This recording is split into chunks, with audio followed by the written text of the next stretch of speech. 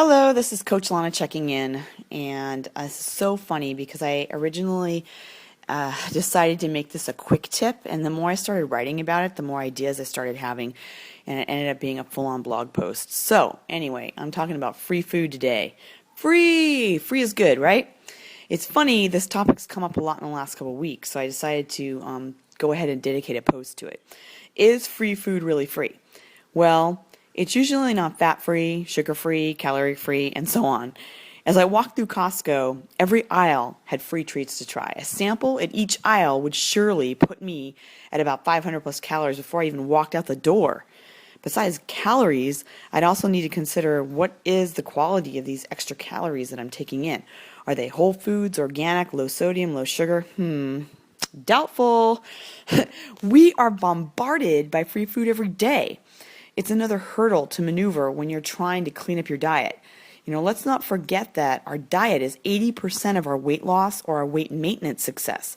So we need to be prepared to fight this battle. If we're not being accosted by free samples in the store, it's someone's birthday at work and there's free cake, it's the holidays and the treats are piling up on the corner desk that we pass by every 10 minutes. It doesn't stop. It doesn't really matter what time of year it is. Only we can take control of our appetites and our mouth. Put the fork down, as an acquaintance of mine would say. Ask yourself, is it really worth it? Just because something is free doesn't mean we start shoveling it in like we haven't eaten in weeks. There's a couple techniques you might want to try. Okay, and these I've gotten from friends and a couple I've used myself. One is do the math. A pound is 3,500 calories. So in order to lose a pound a week, you have to be at a 500 calorie deficit every day. That's either don't eat it or burn it. And to burn 500 calories, the average person needs to do 1 hour of intense cardio exercise. So is the cupcake worth an hour of really killing yourself? And we're talking in addition to what you're already doing. So don't think, oh, I do turbo kick every day. No, in addition to, because that's your maintenance that you're doing right now. Okay, is it exotic? Rare? Is it a treat that you will not be able to have or have for a really long time? If it's a store-bought brownie that you can get any time of the year, drop it. But if it's Aunt Sadie's super special apple fudge cream cake pie surprise, well, you might want to indulge if she only makes it once a year. Another option, teeny tiny. If you're going to indulge, take a taste or a few bites. Take the smallest portion you possibly can to get the flavor and enjoy it.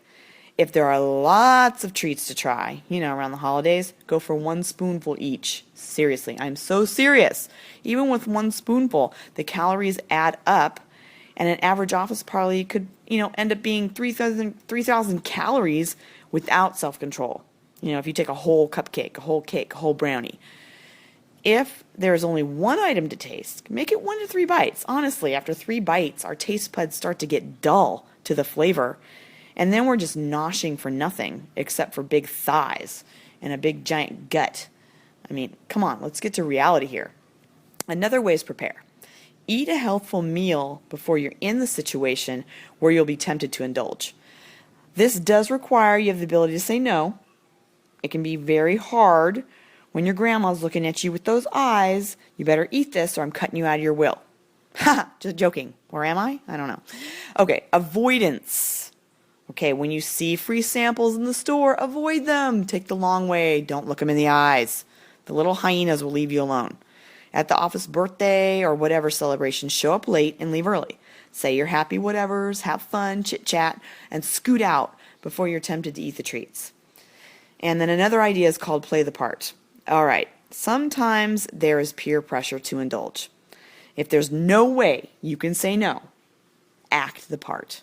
This is going to seem crazy, but I've used this and it works, especially when it comes to alcohol when you're at a party. If you walk around with a beer, no one's going to ask you if you want to drink.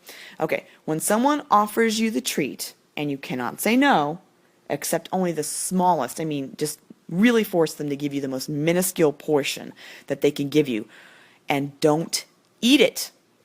Pretend you did. Take the cake, mess it up a little so it looks like you took a bite or two. Hold your fork up like it just came out of your mouth. And when you get a chance, throw it away. Or you can just hold it in your hand because then no one's going to offer you any more food. Yes, you can throw away cake, by the way. Okay, you don't need to sabotage your success for someone else's feelings. They probably won't even notice that you didn't eat it anyway. And don't feel bad about throwing away food. Cake is not food. This may be my own personal opinion, but I'm the first in my household to throw out the box of donuts. I'll go out of my way to preserve fruits, veggies, healthful foods, but cookies, cakes, and candies can hit the ground file. I could care less. I don't want them around.